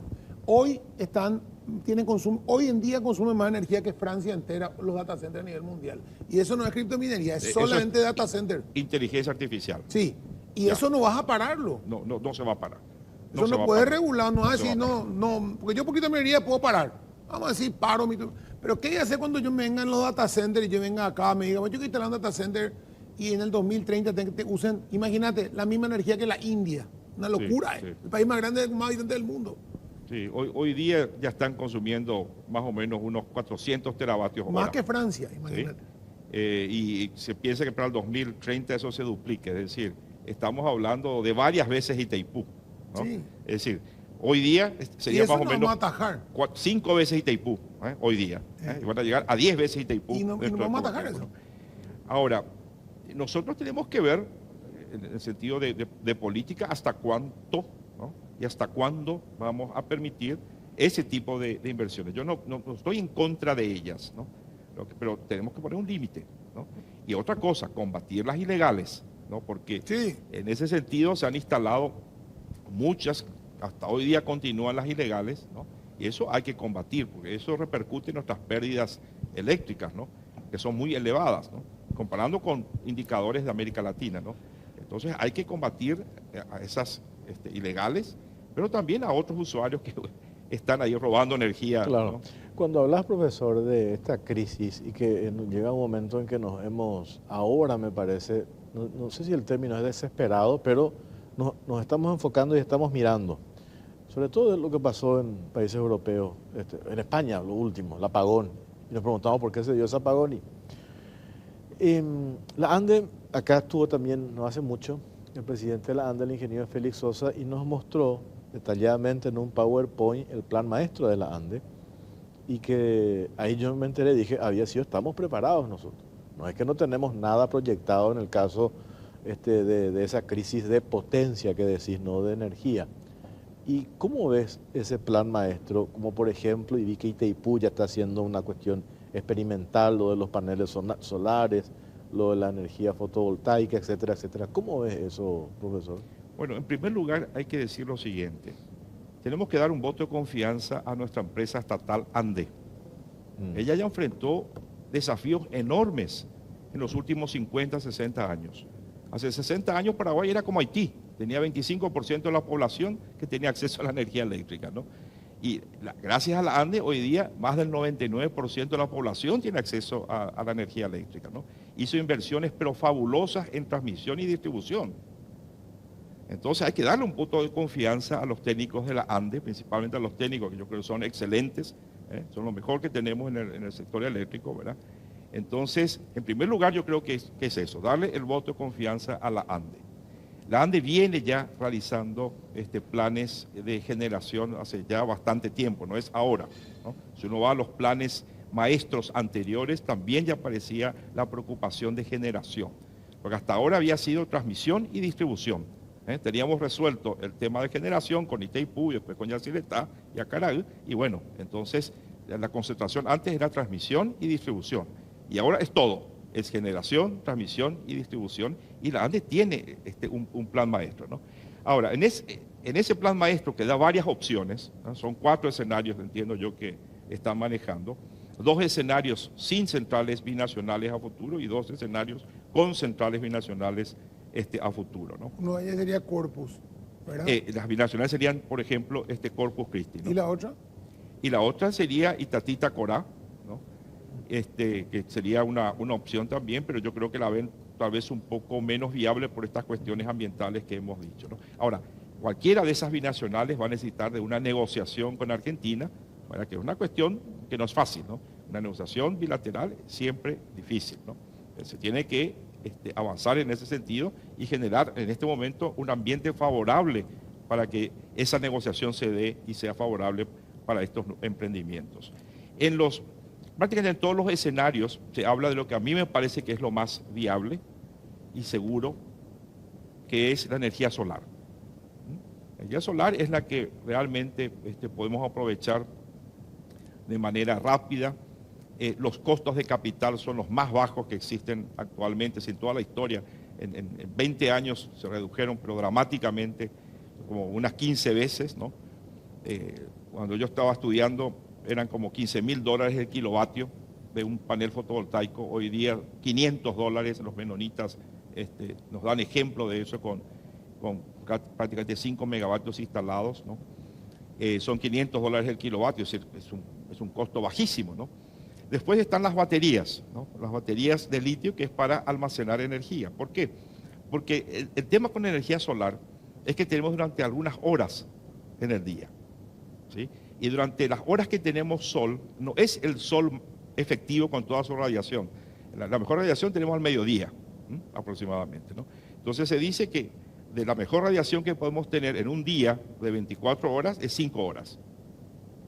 5 a 5.5 horas lo que podemos realmente aprovechar esa radiación máxima del sol, ¿no?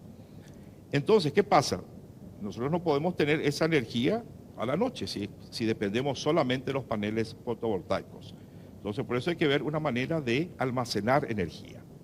Y eso, una de las posibilidades es almacenar mediante baterías de estado sólido.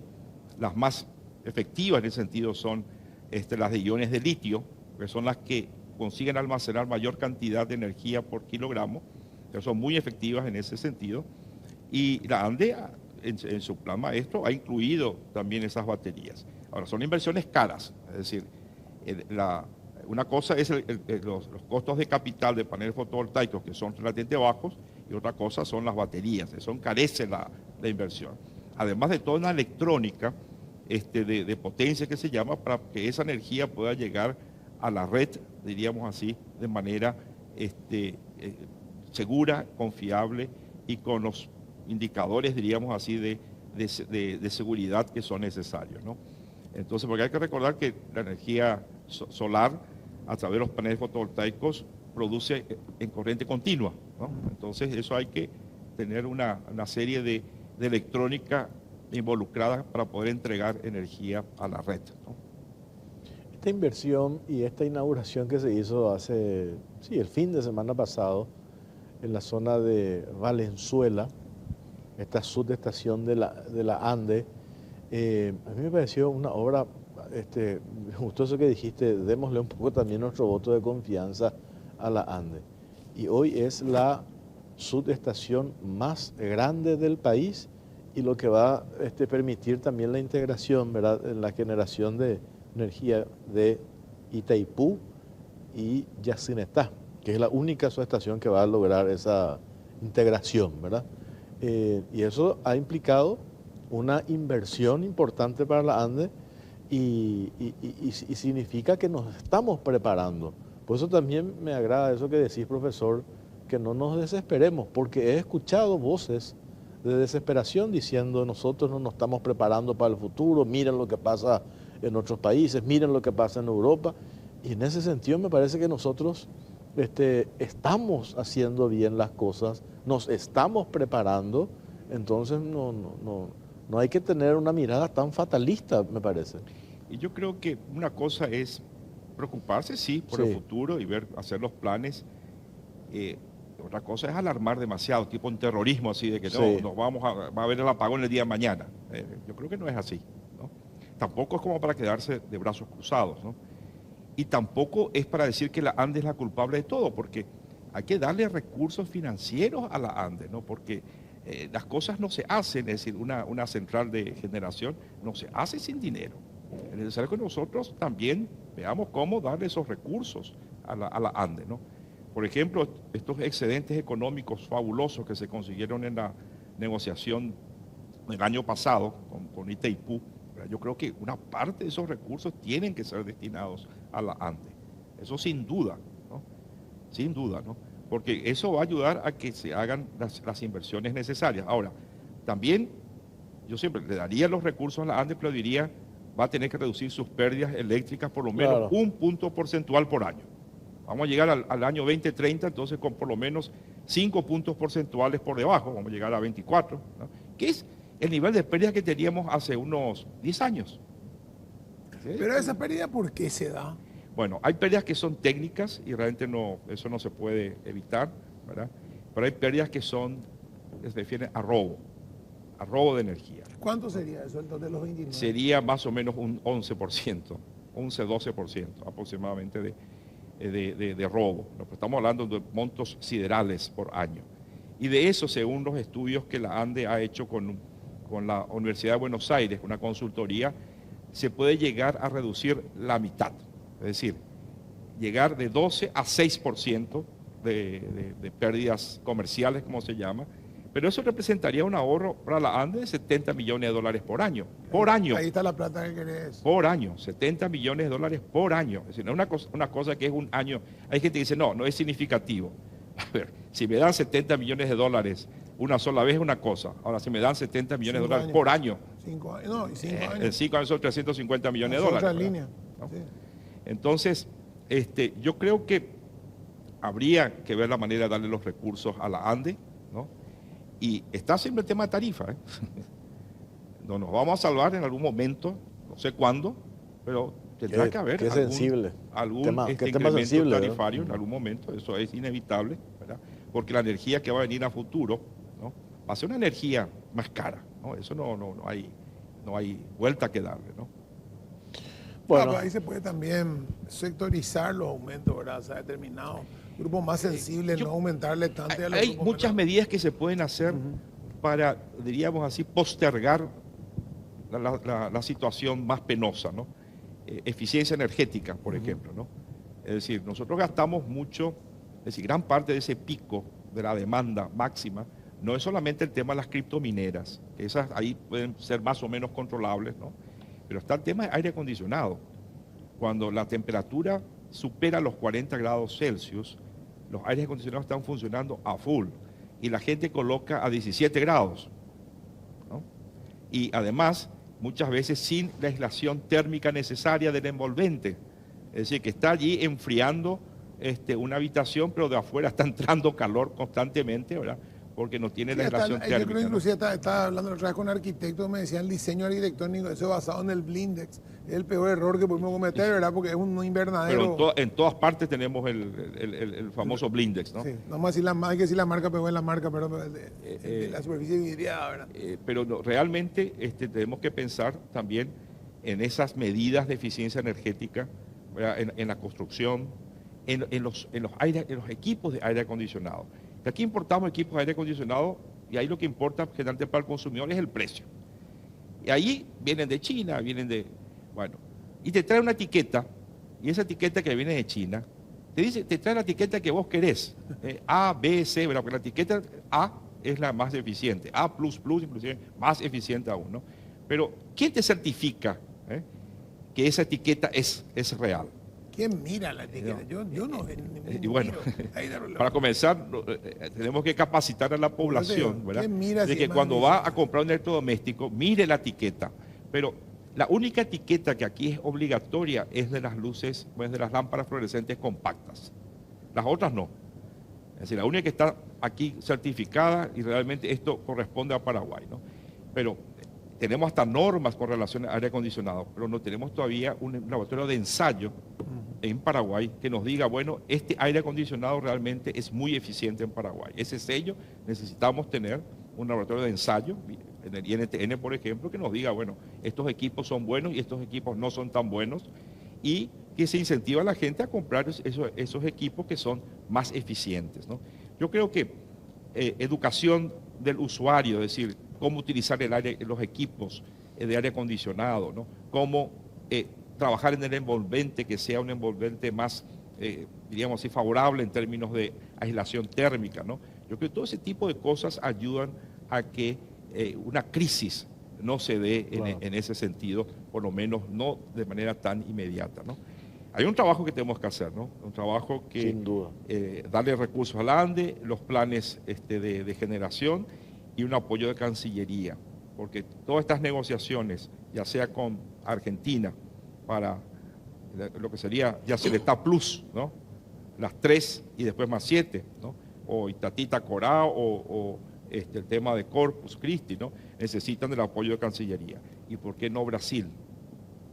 Brasil en este momento está pensando qué hacer, cómo actualizar aquella planta conversora que está en Foz de Iguazú, que hasta ahora lo que hizo fue transformar la energía de las unidades de 50 Hz, ¿verdad? De nuestro sistema, a corriente continua para transportar esa energía hasta San Paulo, ¿sí?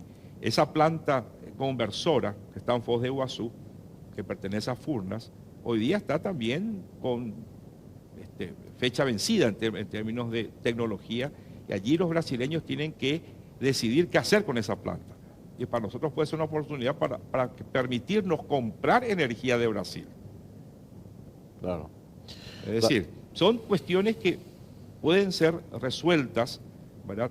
No solamente, es decir, tenemos tantas opciones para salir de la crisis que tenemos que decidirnos cuáles van a ser las estrategias más relevantes y más urgentes para nosotros. Una cuestión de decisión.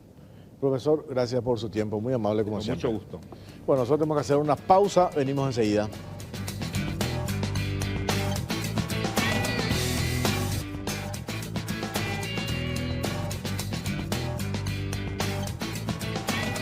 Cuarto bloque, seguimos en Cara o Cruz, estamos por Canal. ¿Te está liquidando el queso? Está muy rico el queso, ¿sí? Está riquísimo todo, ¿eh? Pero trata de dejar un poquitito para nosotros. Esto que- Yo te estaba hablando en la entrevista, lo estás liquidando. Después del programa podemos sentarnos y compartir también. También. ¿Eh? También. Bueno, está en comunicación vía Zoom con nosotros, Pipo, el gobernador del departamento Y de presidente Guairá. de la- Claro, y presidente del Consejo de Gobernadores del Paraguay, O sea, el Cesarito, gobernador de los gobernadores, gobernador, así sos una especie. Cesarito Sosa. ¿Cómo está, gobernador? Buenas noches. Buenas noches, Jorge, Pipo, un placer. Bueno, estuvo en el primer bloque con nosotros, estábamos hablando con el presidente de Petropar, con Eddie Jara, de varios temas, pero por supuesto tocamos esto que tiene que ver con el problema que se generó ahí en tu departamento y que afortunadamente por la intervención también de todos ustedes los actores, las autoridades, los actores políticos, el presidente, el vicepresidente, los gobernadores, todo el presidente de Petropar, se llegó a un acuerdo, pero no por ello, y eso nos puntualizaba Eddie Jara, ahora que se va a presentar un nuevo proyecto y un nuevo plan, no por ello hay que perder de vista quiénes fueron los responsables de haber conducido a esta situación que pone en riesgo el sistema productivo y a los cañicultores, ¿verdad? Que tuvieron que venir 12 días a manifestarse con todo lo que implica eso. Así mismo, Jorge, realmente yo primero quisiera destacar la apertura tanto del presidente de la República como también del vicepresidente por sentarse a hablar, a dirigirse a los cañeros, a los trabajadores, ¿verdad? Estuvimos con el colega de Caguazú, con el presidente de Petropar, tuvimos 2 horas y media realmente una mesa de trabajo con los ministros también. Y bueno, destacar un poquito primero la buena voluntad en cuanto a, ya se está preparando, quedó a cargo del presidente de Petropar, ¿verdad? Un nuevo plan de trabajo de un nuevo tren de molienda, ¿verdad? Eso es muy loable, sabemos que hace falta acá en el departamento. Nosotros estamos a favor también de los cañicultores. Como siempre le dije a la gente que es imposible que nosotros como gobernadores salgamos en contra de los cañicultores porque vivimos acá y estamos el día a día trabajando con ellos, ¿verdad? Pero es muy importante lo que dijiste, Jorge, de ver un poquito de dónde viene este problema. Este es un problema ya del periodo anterior, en la época del presidente Abdo, donde evidentemente se trabajó sin ninguna planificación, ¿verdad? Eso desembocó el problema hoy con los cañicultores. Y bueno, lo decía el presidente de Petropar, Edi Jara, que él no puede agarrar y trabajar con ese plan, ¿verdad? Porque hay muchos problemas, ¿verdad? La Contraloría observó, también él tiene una empresa que le observó la situación de cómo está ese plan. Y bueno, evidentemente nació mal esa situación, ¿verdad? Y hoy los cañeros querían una respuesta y es por eso que destacamos la buena voluntad del presidente Peña y del vicepresidente Aliana de sentarse a trabajar y de inmediatamente no buscar los culpables, sino que buscar soluciones, porque la gente y los cañeros quieren soluciones. Y bueno, es una muestra de que este gobierno está a favor de los trabajadores y que se vienen días mejores para este noble sector de caña de azúcar. Nosotros acá en Guairá tenemos la mayor cuenca cañera del país, ¿verdad? Más de 25.000 hectáreas, más de 80.000 familias. Y bueno, como gobernador del departamento de Guairá estoy más que agradecido con el presidente y con el vicepresidente, pero no hay que dejar de decir, Jorge, que esto es un proyecto que nació del periodo anterior y que nació un poquito con situaciones difíciles, ¿verdad? Que, bueno, hoy seguramente que van a buscar ya en otro ámbito la solución, pero destacar la buena voluntad del presidente y el vicepresidente. Gobernador, perdóname hablando de la caña de azúcar nomás, yo sé que Guairá, el departamento por excelencia va en ese tema. El tema del azúcar mismo, la producción de azúcar, que se habían cerrado los ingenios, la fábrica, ¿cómo está ese sector? ¿Se puede ayudarle con eso, reactivar la producción de azúcar, la azúcar orgánica, todo eso que se había hablado en su momento? ¿Cómo está ese tema? ¿Está para ayudarle también a estos mismos productores, que son los mismos al final? Se está trabajando, Pipo, en un plan cañero, ¿verdad? Por primera vez en la historia, el Ministerio de Agricultura y Ganadería, por orden del presidente de la República, está trabajando para la presentación de un plan cañero, donde el cañero, el productor, pueda aumentar el porcentaje de producción, ¿verdad? De rendimiento en cuanto a la caña de azúcar, ¿verdad? Hoy tenemos un promedio de 40-50% de rendimiento. Bueno, la idea es, con el plan cañero, levantar a 80-85%, ¿verdad? Para que pueda tener más rendimiento y le pueda sobrar más al productor cañero, ¿verdad? Hoy, tanto las ventas de azúcar, azúcar orgánico, ¿verdad? Creo que ha bajado un poquitito, se está buscando nuevos mercados, pero evidentemente con esta situación, las alcoholeras, que son los que más hoy están consumiendo caña de azúcar, están produciendo alcohol de caña de azúcar, ¿verdad? Que también es una ley que fue impulsada por este gobierno y el cual ayuda muchísimo. 50% de alcohol de caña y 50% de alcohol de maíz, ¿verdad? Así es que también se impulsó eso en este gobierno y hoy ayuda muchísimo a que las diferentes industrias tengan una salida y el cañicultor tenga también un mejor precio y una capacidad de entrega importante. Ese 50% de alcohol de caña de la ley es un mínimo, ¿verdad? Porque estaba leyendo justamente declaraciones de la gente productora de carne y decía que a estos precios de la carne y mucha gente iba a dejar de producir maíz para producir carne y se iba a bajar la producción de maíz y me imagino que eso por un lado les beneficiaría a ustedes si ustedes tienen mayor producción, o sea, si en vez de 50 tienen que comprarle 60 o 70% porque no hay maíz. ¿Cómo ven ustedes ese panorama? ¿Están en condiciones? No, es un panorama alentador porque el maíz está subiendo, ¿verdad? El maíz está subiendo cada día más y bueno, eso nos da a nosotros un buen margen para ir trabajando, ¿verdad? Y que el productor cañero pueda tener más precio y por sobre todo se le pueda agarrar su caña. Hoy nosotros tenemos problemas de entrega de caña, no tenemos la fábrica correspondiente para que nos reciban nuestra caña. ¿verdad? Te digo, no reciben porque estamos acá nosotros en el departamento, ¿verdad? Claro, Así sí. que para nosotros es fundamental el trabajo de un nuevo plan de molienda, ¿verdad? Un tren de molienda. El precio, que hoy destacar el precio de Petropar, que está pagando 60, 70 mil guaraníes más caro que un precio de mercado. Y por sobre todas las cosas también la nueva ley que fue impulsada por el gobierno, donde el cual mínimamente se tiene que consumir 50% de alcohol de caña de azúcar. Dejando un poco de lado el tema de los cañicultores, gobernador, en tu condición de presidente del Consejo de Gobernadores, en esas reuniones que ustedes tienen y que tenés con tus pares, ¿cuál es hoy el reclamo que se tiene para seguir avanzando? Yo sé que estuvieron mucho tiempo concentrados y hoy siguen trabajando en lograr ajustar, que yo creo que es el programa social más importante que se ha encarado ya en su totalidad este año, que es Hambre Cero. Después de la experiencia, el tema FONACIDE, que los recursos no alcanzaban para llegar a todas las escuelas, entonces se tenía que racionalizar eso. Además del tema Hambre Cero, ¿cuál es el reclamo de tus colegas en líneas generales? Sé también del aporte tan importante de Itaipú con el tema de máquinas, etcétera, etcétera. Pero además de eso, ¿hacia dónde va el reclamo de tus colegas para seguir avanzando?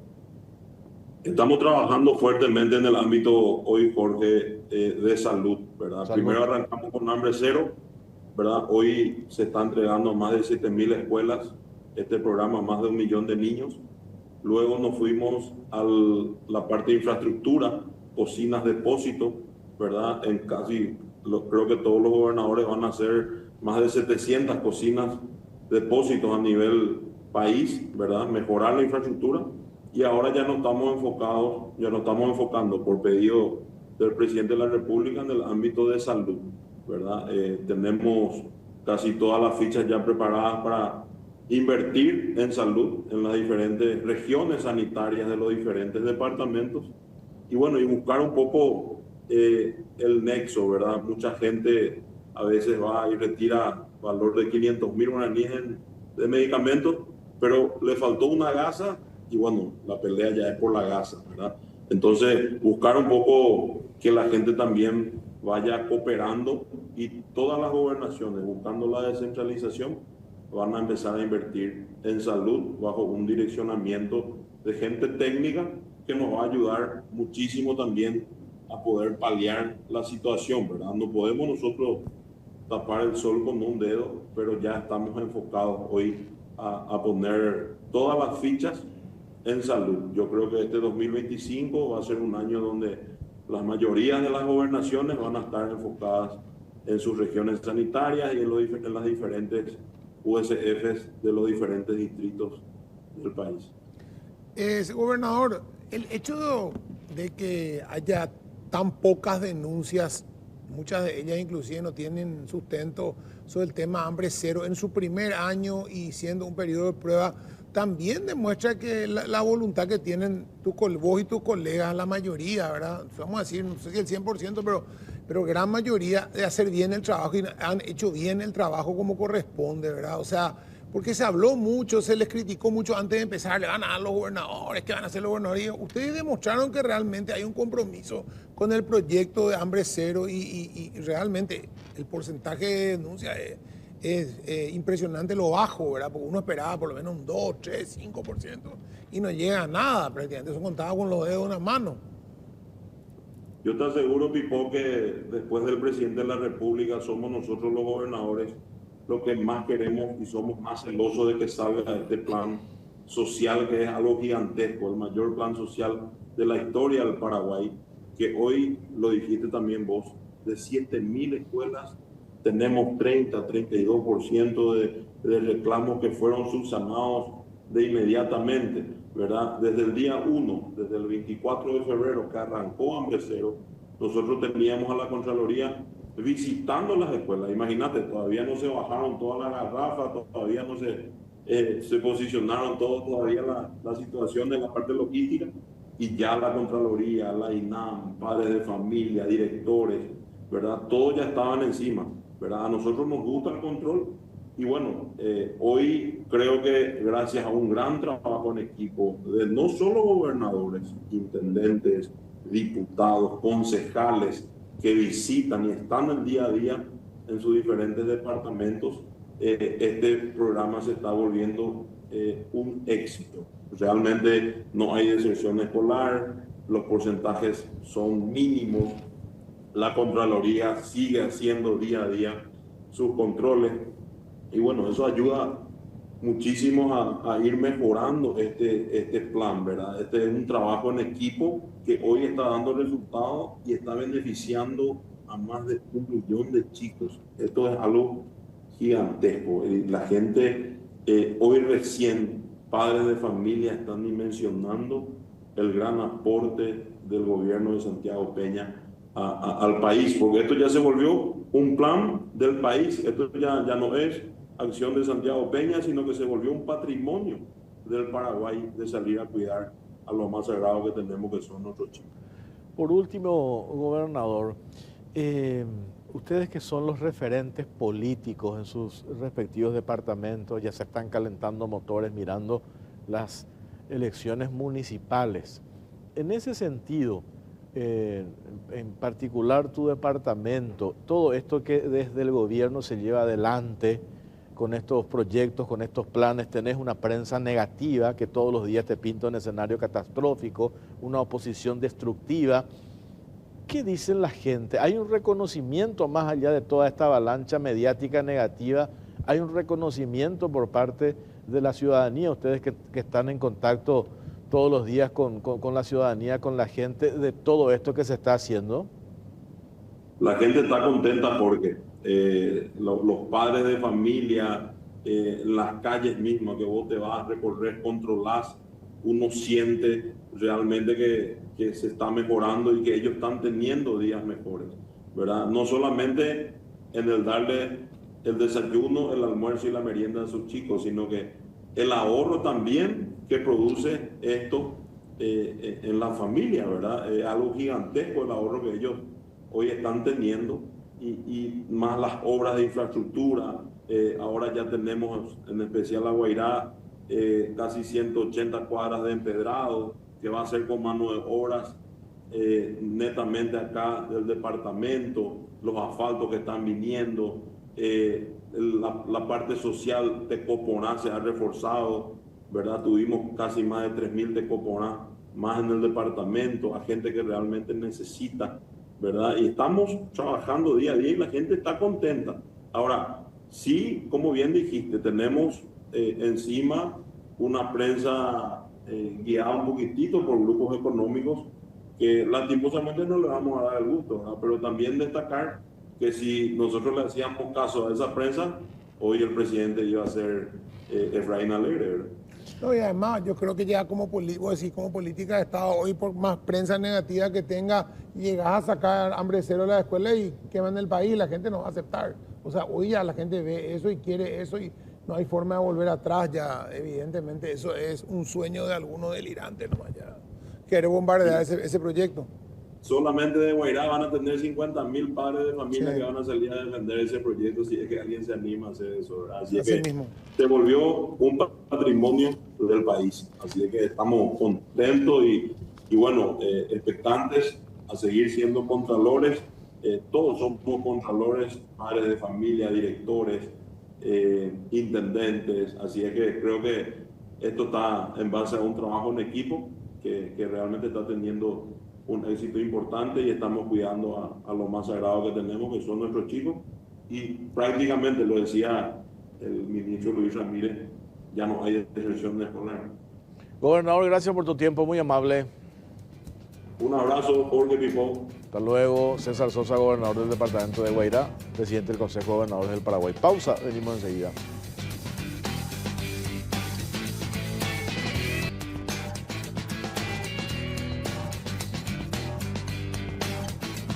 Bueno, último bloque, aprovecho para agradecer como todos los domingos a Gilardini por el saco, la camisa que tengo esta noche. Muchas gracias. a Gilardini. Sí, Y también señor. agradecemos aquí en Vipo A Casa Mingo por los platos y las copas que siempre nos están acompañando. Y a Italia Food and Wine que nos hoy invitó. Hoy tomamos un Sangiovese Romaña. Nos tomamos, viste que estábamos tomando Merlot la otra hora. Entonces, ¿qué tal te pareció? Sí, una delicia. Bueno, último bloque, aprovecho para agradecer como todos los domingos a Gilardini por el saco, la camisa que tengo esta noche. Muchas gracias a Gilardini. Sí, y también señor. agradecemos aquí en Vipo A Casa Mingo por los platos y las copas que siempre nos están acompañando. Y a Italia Food and Wine que nos hoy invitó. Hoy tomamos un Sangiovese Romaña. Nos tomamos, viste que estábamos tomando Merlot la otra hora. Entonces, ¿qué tal te pareció? Sí, una delicia. Bueno, este Reforti, vinos italianos, además comiendo un parmigiano rellano de denominación de origen controlada. O sea, el vero parmigiano rellano. Italia Food and Wine, pueden seguirlos en Instagram o hacer sus pedidos ahí mismo. ¿No? Vamos, señor. Vamos. Nos encontramos el próximo domingo. Gracias por la compañía. Buenas noches.